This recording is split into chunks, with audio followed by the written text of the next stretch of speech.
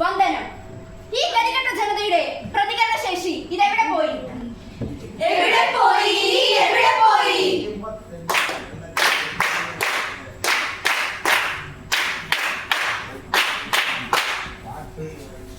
മാലിന്യങ്ങളുടെ ലോകം മുഴുവൻ ദുർഗന്ധം.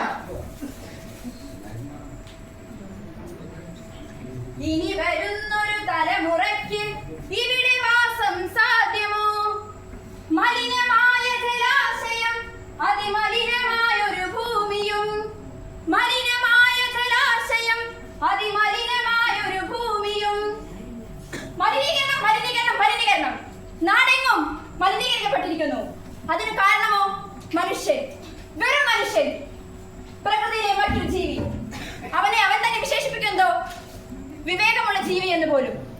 ഈ വിവേകവും ചിന്തയും എവിടെ പോയി മനുഷ്യന്റെ? അവന്റെ ജീവവായു മലിനീകരിക്കപ്പെടുമ്പോൾ, അവന്റെ ജീവജലം വറ്റിക്കൊണ്ടിരിക്കുമ്പോൾ എവിടെയാണ് വിവേകവും ചിന്താശേഷിയും? മനുഷ്യൻ അവന്റെ ക്രൂരകൃത്യങ്ങൾ കൊണ്ട് അവനവന്റെ തന്നെ ശവകുടീരങ്ങൾ ചീന്തിക്കൊണ്ടിരിക്കുകയാണ്. പരിസ്ഥിതി പ്രശ്നങ്ങളും അവയുടെ പ്രാധാന്യങ്ങളും അടിസ്ഥാനമാക്കിക്കൊണ്ട് ഞങ്ങൾ അവതരിപ്പിക്കുന്നു തെരുവ് നാടകം പ്രകൃതിയുടെ വിലാപങ്ങൾ. കേരളത്തിന്റെ വൃത്തിയുടെ പോക്ക് ഇതെങ്ങോട്ട്? ദൈവത്തിന്റെ സ്വന്തം നാടെന്നറിയപ്പെടുന്ന കേരളം അത് തന്നെയാണോ നമ്മൾ ഇന്ന് കാണുന്നത്? സുഹൃത്തുക്കളെ, അത് തന്നെയാണോ നമ്മൾ ഇന്ന് കാണുന്നത്? കേരളമേ, നിന്റെ പച്ചപ്പും ഹരിതാഭയും കൊതിക്കുന്നു ഞങ്ങൾ.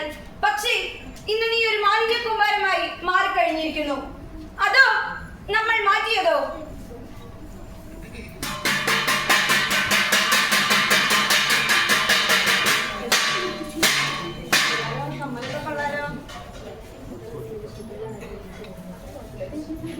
ആരോ പരിങ്ങി പരിങ്ങി വരുന്നുണ്ടല്ലോ. ഇങ്ങോട്ട് വന്നേ. ഇങ്ങോട്ടല്ലേ പറഞ്ഞു ഇങ്ങോട്ട് വരാൻ? അല്ല, മനസ്സിലായില്ല. നീ ഇത് മാലിന്യം ഇവിടെ ഇട്ടത്? അതിനിപ്പോ എന്താ പ്രശ്നം? അങ്ങനെ പ്രശ്നമുള്ള മൂക്ക് പൊട്ടി പോയാ പോരെ? അതുകൊള്ള നിനക്കൊന്നും പറയാനില്ലേ? പോത്തിന്റെ ചെവിയിൽ വേദം ഓതിട്ട് കാര്യമില്ല അല്ലേ? പിന്നെ ഞാൻ ഇയാളോട് എന്ത് പറയാനാ? നീ ഉണ്ടായിരുന്നേ. ഇങ്ങോട്ടൊന്ന് വന്നേ. എടുക്കണോ അത്? എന്തെങ്കിലും പ്രശ്നമുണ്ടോ? നിങ്ങൾക്ക് പ്രശ്നമുണ്ടോ? പ്രശ്നം ഉണ്ടെന്നോ? ശരി, ഞാൻ മാറ്റാൻ പോരെ? അങ്ങനെ വഴിക്ക് വാ. ഓ, അവിടെ ഇടുന്നതിലേ പ്രശ്നം. ഈ പുഴയിലേക്ക് ഇട്ടില്ലെങ്കിൽ കുഴപ്പമില്ലല്ലോ.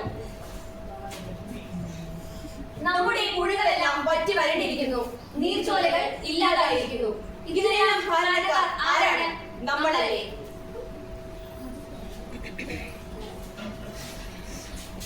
കണ്ടില്ലേ സുഹൃത്തുക്കളെ, നിങ്ങളിത് കാണുന്നില്ലേ? ഈ ചെയ്യുന്നത് ശരിയാണെന്ന് നിങ്ങൾക്ക് തോന്നുന്നുണ്ടോ? ചേട്ടന് തോന്നുന്നുണ്ടോ? എനിക്ക് തോന്നുന്നില്ല. ഇത് തെറ്റാണ്.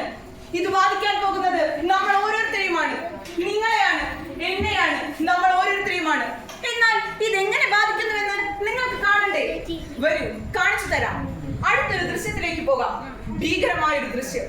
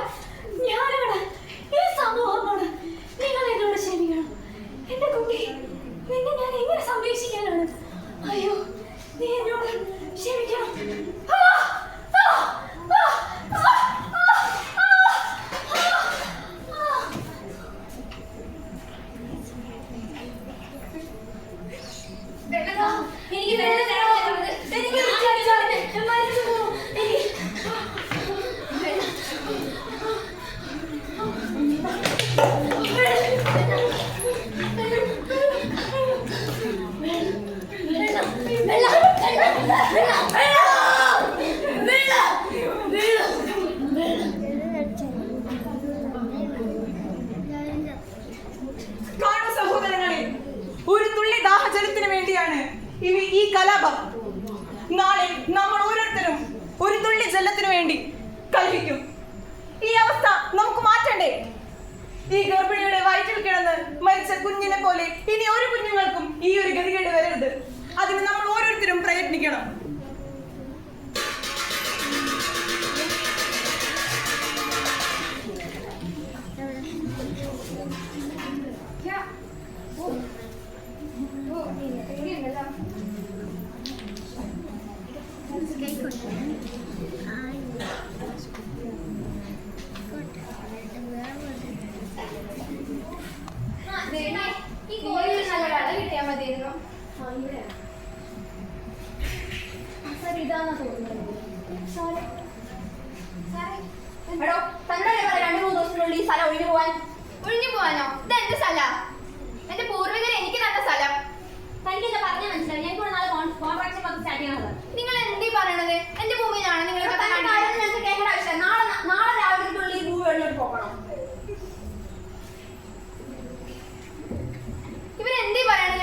എന്റെ പൂർവികർ എനിക്ക് തന്ന ഭൂമിയാ. അത് ആക്കിന് കൊടുക്കാൻ എനിക്ക് ശരിയാവോ? എന്റെ ഭാര്യ, എന്റെ മകള്, അവരൊക്കെ ഞാൻ എവിടെ കൊണ്ടുപോകും? എനിക്കറിയില്ല ഞാൻ എന്താ ചെയ്യുന്നത്.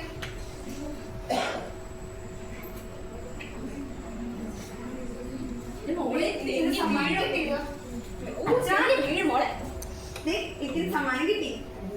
ഞാൻ പോയി ചായ എടുത്തു തരാം. എന്തോ ശിവേട്ട എന്ത് പറ്റി? ഒന്നുമില്ല, അത് വെയിലത്ത് പണിയെടുത്തേന്റെയാ. രാവിലെ ഇങ്ങനെ ആയിരുന്നില്ലല്ലോ. ഒന്നുമില്ല. ചായ എടുത്തു തരാതെ. എനിക്കിന്ന് വിളിച്ച് സമ്മാനം തന്നല്ലോ. എനിക്ക് 1.5 വേണം. എന്റെ മോള് നന്നായി പഠിക്കും. എനിക്കറിയാം. ഈ മോളോട് ഒരു കാര്യം പറയാൻ. മോള് നന്നായി പഠിക്കണം. അമ്മേനെ വിഷമിപ്പിക്കരുത്. മോൾക്ക് ഞാനേ ഉള്ളോ. അച്ഛനെന്താ ഇപ്പൊ ഇങ്ങനെ പറയുന്നേ? മോള് ചെല്ലി. എന്താ അച്ഛ? മോള് ചെല്ലി. പോയി ഡ്രസ്സൊക്കെ മാറി.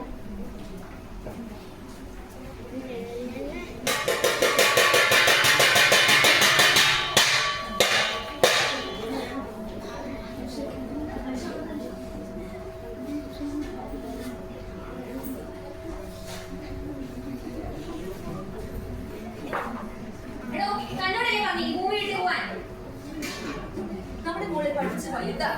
അച്ഛാ, ഇതൊന്നും ഞങ്ങൾക്ക് കേൾക്കണ്ട. എത്രയും പെട്ടെന്ന് ഈ ഭൂമി വിട്ട് ഒഴിഞ്ഞു പോകണം. വലിയ നിലയിൽ എത്തിക്കണം. അച്ഛാ, എനിക്കിത് സമ്മാനം കിട്ടി. ഈ ഭൂമി കാണുന്ന മനസ്സിലല്ലേ? നമുക്ക് സന്തോഷത്തോടുകൂടി ജീവിക്കണം. എനിക്കറിയില്ല ഞാൻ എന്താ ചെയ്യുന്നത്. ഇറങ്ങിപ്പോവാനൊക്കെ പറയണത്. എന്റെ ഭാര്യയ്ക്ക് മക്കൾക്ക് ഞാൻ മാത്രമേ ഉള്ളൂ. ഈ മണ്ണിന്റെ കർഷകര് എന്റെ പൂർവികരെ എനിക്ക് തന്നതാ. അവിടുന്നൊക്കെ ഇറങ്ങിപ്പോവാൻ പറഞ്ഞാ അത് ശരിയാണോ? വയ്യ, മടുത്തു.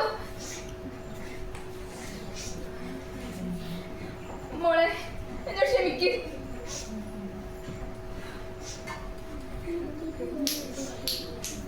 ശിവേട്ടാ, എന്താ നിങ്ങൾ ഈ കാണിക്കുന്നത്?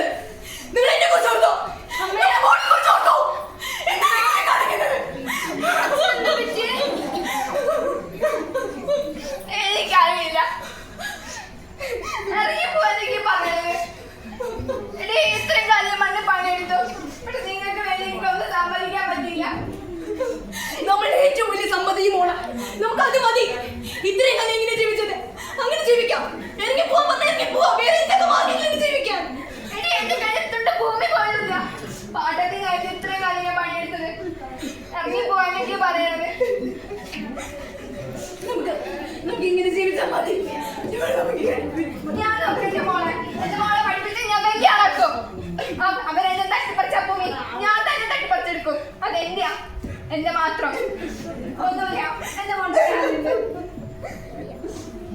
കണ്ടു സഹോദരങ്ങളെ, ആർക്കു വേണ്ടി എന്തിനു വേണ്ടിയാണ് ഇവർ ഇത് അനുഭവിക്കുന്നത്? നമ്മൾ ഓരോരുത്തർക്കും വേണ്ടിയാണ്. കർഷകർ നമ്മുടെ ജീവനാടിയാണ്. അവർ ചേർന്ന് കാല് വെക്കുമ്പോൾ മാത്രമേ ഒരു നേരത്തേക്ക് നമ്മുടെ വയർ നിറയുന്നുള്ളൂ. അപ്പോൾ ആരാണ് അവർക്ക് വേണ്ടി ശബ്ദം ഉയർത്തേണ്ടത്? നമ്മളല്ലേ? നമ്മൾ ഓരോരുത്തരുമല്ലേ? ചിന്തിക്കൂ സുഹൃത്തുക്കളെ.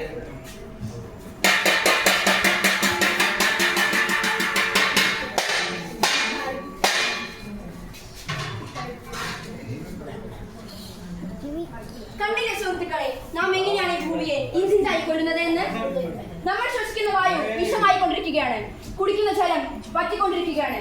നമ്മളുടെ ഭൂമി മരിച്ചുകൊണ്ടിരിക്കുകയാണ്. ഇനിയും പ്രതികരിക്കാതിരുന്നാൽ എത്ര നാൾ നമ്മൾ ഇങ്ങനെ പ്രതികരിക്കാതിരിക്കും? പറയൂ.